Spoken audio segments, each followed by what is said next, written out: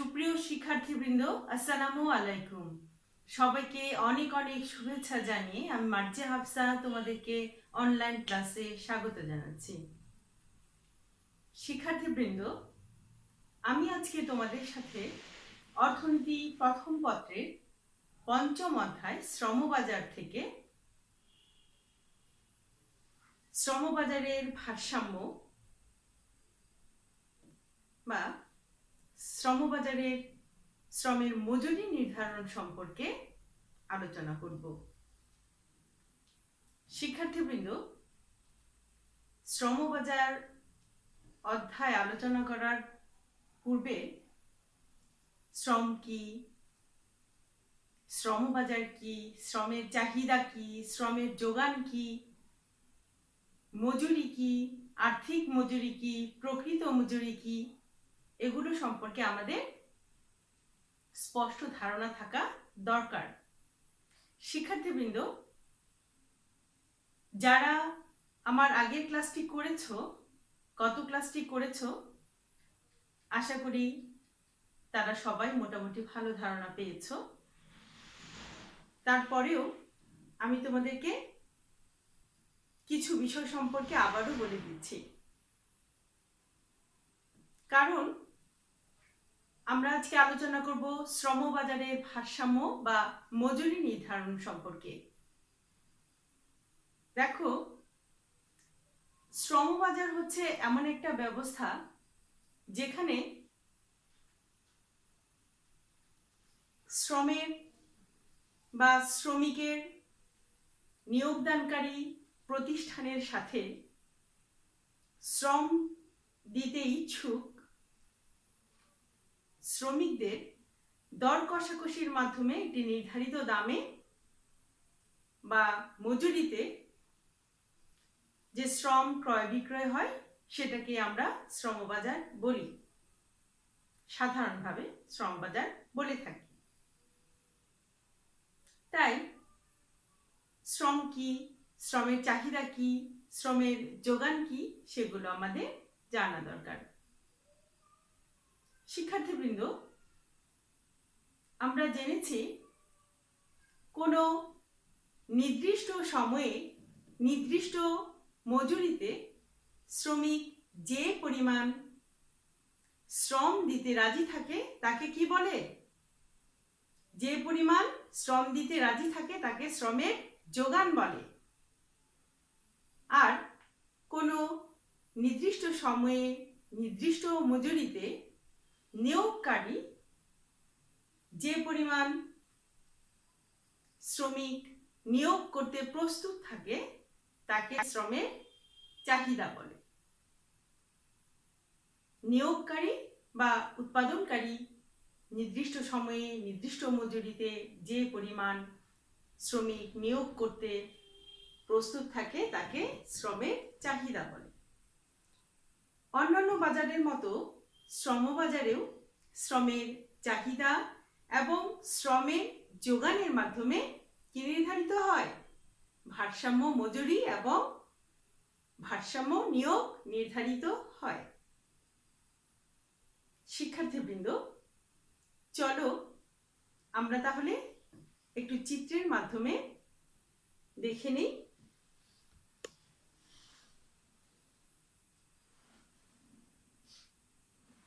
দেখো শিক্ষার্থীবৃন্দ, ওয়াই হচ্ছে লম্ব অক্ষ এবং ওএক্স হচ্ছে ভূমি অক্ষ।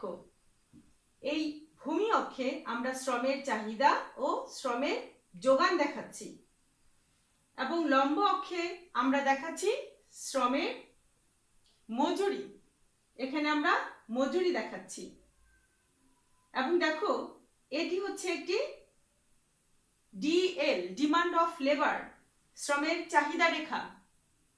এবং এই যে রেখাটি ঊর্ধ্বগামী একটি রেখা, সেটি হচ্ছে শ্রমের যোগান রেখা। এই শ্রমের চাহিদা রেখাকে, যেখানে শ্রমের যোগান রেখা ছেদ করলো কোথায়? এই ই বিন্দুতে। তাহলে ই হচ্ছে আমাদের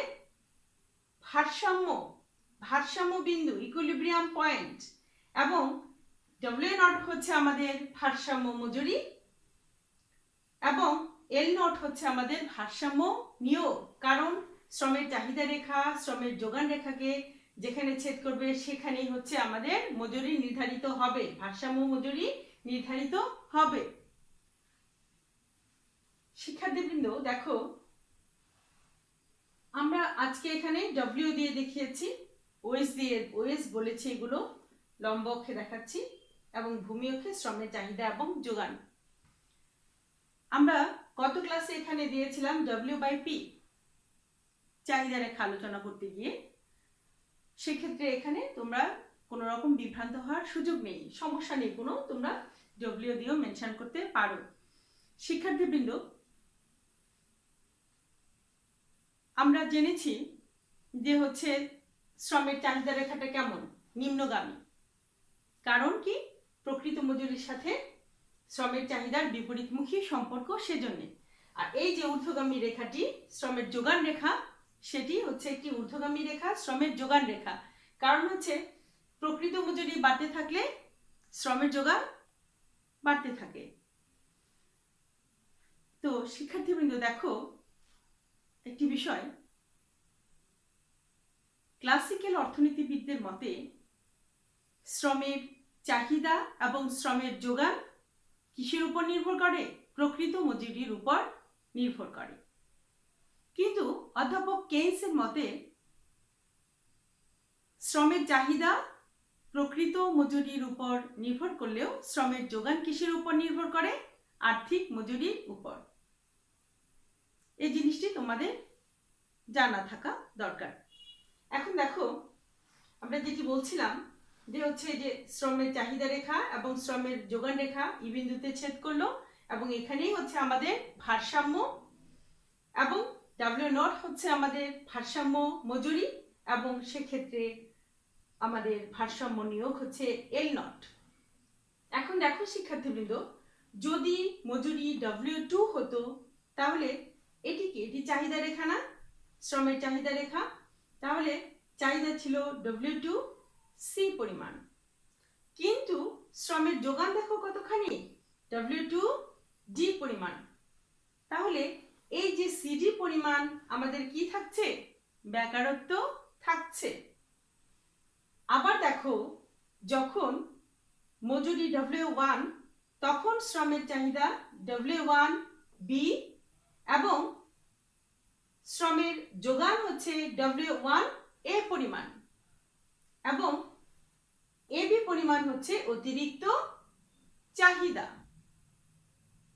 শিক্ষার্থীবৃন্দ, তাহলে W0 হচ্ছে আমাদের ভারসাম্য মজুরি। তাহলে দেখো শিক্ষার্থীবৃন্দ, আমরা এই আজকের আলোচনার পরে পঞ্চম অধ্যায় থেকে আশা করি আমাদের এই সমস্ত প্রশ্নের, যদি আমরা বলি যে হচ্ছে চিত্রের সাহায্যে ভারসাম্য মজুরি এবং ভারসাম্য নিয়োগ ব্যাখ্যা করো, তাহলে পারবে না শিক্ষার্থীবৃন্দ? আশা করি পারবে।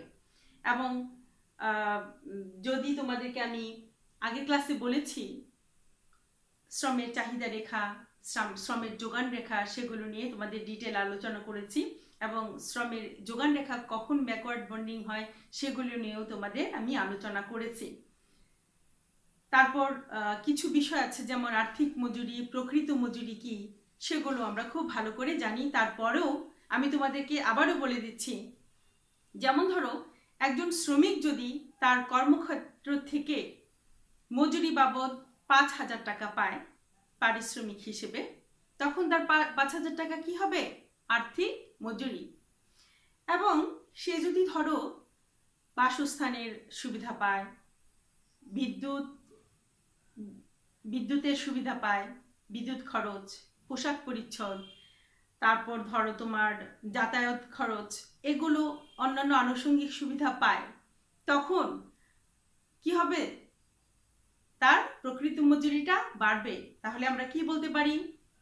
বলতে পারি যে হচ্ছে শ্রমিক উৎপাদন ক্ষেত্র থেকে বা তার চাকরির স্থল থেকে যে পরিমাণ আর্থিক মজুরি পায় এবং সেই আর্থিক মজুরি দিয়ে সে যে পরিমাণ দ্রব্য সামগ্রী ক্রয় করতে পারে এবং সে অন্যান্য আনুষঙ্গিক যে সমস্ত সুবিধা পায়, তার সমষ্টি কি হচ্ছে? প্রকৃত মজুরি। তো শিক্ষার্থীবৃন্দ, মজুরি যে নির্ধারিত হবে, মনে করো শ্রমের চাহিদা সৃষ্টিকারী প্রতিষ্ঠানের সাথে যদি শ্রমের যোগান দানকারী শ্রমিকের এই সমস্ত শর্ত পূরণ সাপেক্ষে দর কষাকষির মাধ্যমে একটি নির্ধারিত মজুরিতে শ্রম ক্রয় বিক্রয় হয়, তখন আমরা তাকে কি বলি? শ্রমের নির্ধারিত দামে ক্রয় বিক্রয় হয়, তখন সেই ব্যবস্থাটাকে আমরা কি বলি? শ্রমবাজার বলি। তো আমরা দেখলাম এই যে শ্রমবাজারে কিভাবে শ্রমের চাহিদা এবং শ্রমের যোগানের মাধ্যমে ভারসাম্য মজুরি এবং ভারসাম্য নিয়োগ নির্ধারিত হলো, এবং এই সমস্ত বিষয় সম্পর্কে আমরা স্পষ্ট ধারণা পেয়েছি। সেক্ষেত্রে পরীক্ষায় যে ধরনের প্রশ্ন হোক না কেন, আমরা আশা করি ইনশাল্লাহ সমস্ত কিছুর উত্তর করতে পারব। এখন শিক্ষার্থীবৃন্দ দেখো, তোমাদেরকে যদি আমি একটি চাহিদা সমীকরণ দিয়ে দিই এবং একটি যোগান সমীকরণ দিয়ে দিই, তাহলে তোমরা পারবে কি সেখান থেকে ভারসাম্য মজুরি এবং ভারসাম্য নিয়োগের পরিমাণ বের করতে? আশা করি পারবে। তোমাদের প্রয়োগমূলক প্রশ্নে এই ধরনের প্রশ্ন থাকে যে হচ্ছে একটি যোগান সমীকরণ, একটি চাহিদা সমীকরণ দেওয়া থাকে, সেখান থেকে তোমরা গাণিতিকভাবে বের করে দেখাও। আমি তোমাদেরকে গত ক্লাসে কিভাবে গাণিতিকভাবে বের করতে হয় সেটা দেখিয়েছি, তারপরেও তোমাদেরকে আবারও একটু দেখাচ্ছি, মনে করিয়ে দিচ্ছি।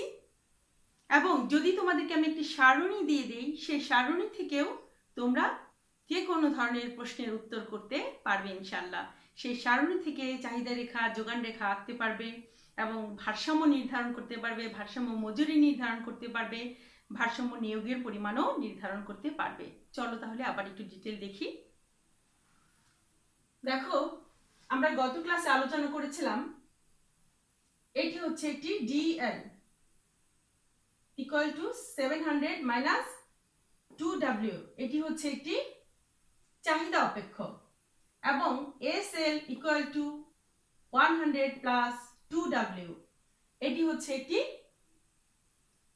যোগান অপেক্ষক। তো গাণিতিকভাবে আমরা এটা আগের ক্লাসে আলোচনা করেছি, তারপরও আমি তোমাদেরকে একটু দেখিয়ে দিচ্ছি তোমাদের সুবিধার জন্য। আমরা জানি ভারসাম্য অবস্থায় যেখানে মজুরি নির্ধারিত হয় সেখানে ডিএল সমান এসএল হবে, demand of labour equal to supply of labour হবে, আমরা এখানে দেখেছি। সেক্ষেত্রে আমরা যদি ডিএল সমান এসএল লিখে সলভটা করি, তাহলে খুব সহজেই আমরা মজুরিটা পেয়ে যাব। দেখো, 700 minus D2W equal to 100 plus 2W, তখন আমরা ভারসাম্য মজুরির পরিমাণ পেয়েছি হচ্ছে 150। এবং মনে আছে কি তোমাদের, সেটা যে এই যোগান অপেক্ষকে আমরা রিপ্লেস করেছিলাম, এখানে W এর মানটা বসিয়েছিলাম এবং আমরা পেয়েছি কত? ভারসাম্য নিয়োগ 400। আশা করি তোমাদের মনে আছে, তারপরে আমি তোমাদের এটি দেখিয়ে দিলাম। তখন এই ক্ষেত্রে কি করতে হবে? দেখো, এই ক্ষেত্রে যদি আমরা আবার চিত্র আঁকি, তখন এখানে আমরা বসিয়ে দিব কি 150, সেটি হচ্ছে আমাদের ভারসাম্য মজুরি, এবং এখানে এল নটের এখানে আমরা বসাবো হচ্ছে 400। এবং আমাদেরকে যদি ব্যাখ্যা করতে বলে, তারপরে আবার ঘ নম্বর প্রশ্নে যদি আমাদেরকে বলে, তাহলে এবার চিত্রের সাহায্যে ব্যাখ্যা করে দেখাও, তখন আমরা কি সে আগের মতো চিত্রের মাধ্যমে ব্যাখ্যা করতে পারবো। W2 মজুরিতে বেকারত্ব থাকছে, এখানে চাহিদার থেকে যোগান বেশি, ঠিক আছে। আবার W1 মজুরিতে এখানে যোগানের থেকে চাহিদা বেশি, তো এটি অতিরিক্ত চাহিদা। এগুলো খুবই সহজ এবং খুবই মজার, যে কোনো ধরনের প্রশ্ন আসলেই আমরা ইনশাল্লাহ এখান থেকে উত্তর করতে পারবো। এবার দেখো, এই সারণীটি লক্ষ্য করো শিক্ষার্থীবৃন্দ। সারণীতে আমি তোমাদেরকে মজুরি 10, 20, 30 এবং যখন মজুরি 10, তখন শ্রমের চাহিদা ছিল কত? 15। যখন মজুরি বেড়ে গেল তখন শ্রমের চাহিদা হচ্ছে 10, কমে গেল। আবার যখন মজুরি বেড়ে গেল তখন শ্রমের চাহিদা কমে গেল 5। কিন্তু দেখো শ্রমের যোগান কি হচ্ছে? যখন 10 তখন 5, যখন 20 তখন বেড়ে হয়ে গেল 10, তখন 30, তখন 15।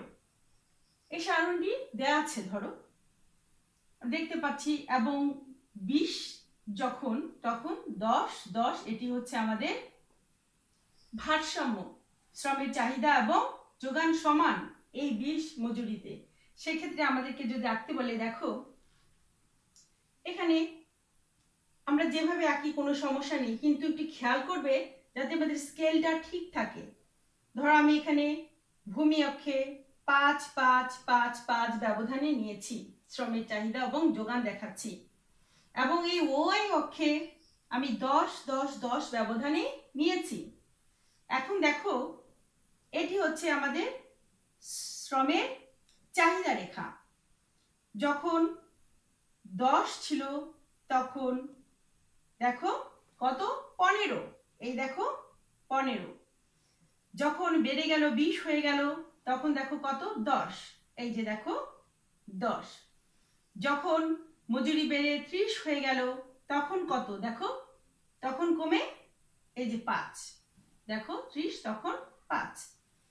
আবার দেখো শ্রমের যোগানের বেলায় কি অবস্থা? যখন 10 তখন হচ্ছে 5, যখন 10 তখন শ্রমের যোগান হচ্ছে এই যে 5, যখন 20 তখন দেখো শ্রমের যোগান 10, যখন 20 তখন শ্রমের যোগান 10, যখন 30 তখন দেখো শ্রমের যোগান কত? এই 15। এই চাহিদা রেখা যোগান রেখাকে কোথায় ছেদ করলো? ই বিন্দুতে।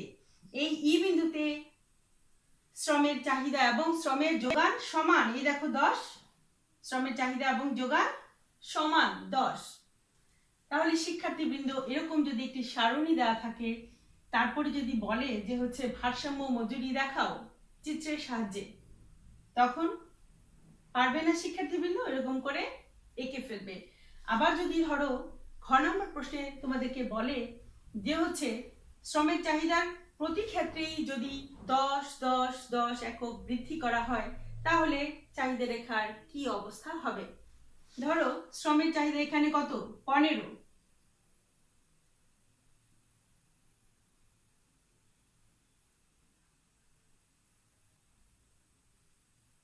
10 10 করে যদি বেড়ে যায়, আগে যদি থাকে 15, তারপরে হবে 10 বাড়লে একক 25। আবার যদি 10 যখন, তখন তার সাথে 10 একক যোগ করলে কত হলো? 20। আবার যখন 15 তার সাথে 5, তখন তার সাথে 10 একক যোগ করলে হয়ে গেল 15। তখন আমরা একটি নতুন চাহিদা রেখা হবে, কারণ বৃদ্ধি পেল 10 একক করে। সেক্ষেত্রে চাহিদা রেখা কোন দিকে স্থানান্তরিত হবে? যদি বৃদ্ধি পায় চাহিদা রেখা তখন ডান দিকে স্থানান্তরিত হবে। ঠিক আছে? তখন একটি নতুন ভারসাম্য হবে। দেখো 10 যদি থাকে তাহলে হচ্ছে এই যে 25। ঠিক আছে? আবার যখন 20 তখন হচ্ছে এই যে 20। আবার যখন 30 তখন কত? 15। যখন 30 তখন 15। তাহলে আমরা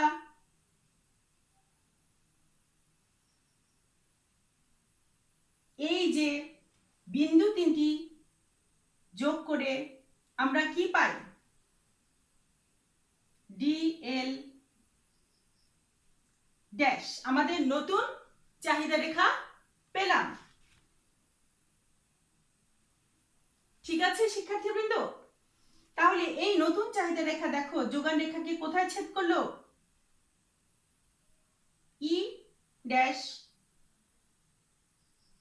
বিন্দুতে ছেদ করলো। তাহলে এটি হলো আমাদের কি নতুন ভারসাম্য। ঠিক আছে, এটি হচ্ছে আমাদের নতুন ভারসাম্য। তাহলে দেখো আমাদের ভারসাম্য নিয়োগ এই 10 থেকে 15 হয়ে গেল, 5 একক বৃদ্ধি পেল। এবং দেখো মজুরি কত তখন 30, মজুরি হচ্ছে 20 থেকে 30, মানে এই 10 একক বৃদ্ধি পেল। শিক্ষার্থীবৃন্দ, এই অধ্যায় থেকে যে কোনো ধরনের প্রশ্ন আসলেই আশা করি তোমরা সেগুলোর উত্তর করতে পারবে ইনশাল্লাহ। আমি তোমাদেরকে ধারণা দেওয়ার চেষ্টা করেছি। তো এই পরপর 3টি ক্লাস যদি তোমরা করে থাকো, আশা করি ইনশাল্লাহ কোনো সমস্যা হবে না। সমস্ত কিছু সম্পর্কেই তোমাদেরকে ধারণা দেওয়ার চেষ্টা করেছি এবং বারবার সেগুলো আমি তোমাদেরকে মনে করিয়ে দেওয়ার বা বলার চেষ্টা করেছি। তারপরেও যদি তোমাদের এই অধ্যায় থেকে কোনো সমস্যা থাকে আমাদের সাথে আলোচনা করবে, আমাদেরকে ইনবক্সে জানাবে, ফোন করে জানাবে। আমরা তোমাদের সকল সমস্যা সমাধানের চেষ্টা করব। এই অধ্যায়টি অত্যন্ত গুরুত্বপূর্ণ, জানার জন্য তো বটেই, তাছাড়া তোমাদের পরীক্ষায় এই অধ্যায় থেকে সবসময় একটি প্রশ্ন থাকেই। সেক্ষেত্রে তোমরা যাতে কোনো সমস্যায় না পড়ো, আমরা অত্যন্ত আন্তরিকতার সাথে সেগুলো দেখছি। শিক্ষার্থীবৃন্দ, আমরা একটি বিশেষ সময় পার করছি। তো সেই বিশেষ সময় ইনশাল্লাহ আমাদের দুদিন কেটে যাবে, সুদিন আসবেই। শিক্ষার্থীবৃন্দ, কোনো কিছুই থেমে থাকে না, কোনো কিছুই থেমে থাকবে না। আমাদের পড়ালেখাও থেমে থাকবে না। আমরা বাসায় বসেই পড়ালেখা করব এবং তোমাদের পাঠকে খুব সহজভাবে সুন্দরভাবে উপস্থাপন করার জন্য অনলাইনের মাধ্যমে আমরা হাজির হব তোমাদের সামনে। শিক্ষার্থীবৃন্দ, জরুরি প্রয়োজন ছাড়া কেউ বাইরে বেরোবে না। যদি বের হতে হয় তাহলে অবশ্যই মাস্ক ব্যবহার করবে, অত্যন্ত সাবধান থাকবে, অত্যন্ত সতর্ক থাকার চেষ্টা করবে। বারবার হাত ধুতে হবে এবং স্বাস্থ্যবিধি মেনে চলতে হবে। শিক্ষার্থীবৃন্দ, তোমরা সবাই ভালো থেকো, সুস্থ থেকো, সুন্দর থেকো। তোমাদের সাথে আবারও আমাদের দেখা হবে অনলাইন ক্লাসে, আমরা বারবার হাজির হব। সবাই সে পর্যন্ত ভালো থেকো, সুস্থ থেকো, সুন্দর থেকো। আল্লাহ হাফেজ। আসসালামু আলাইকুম।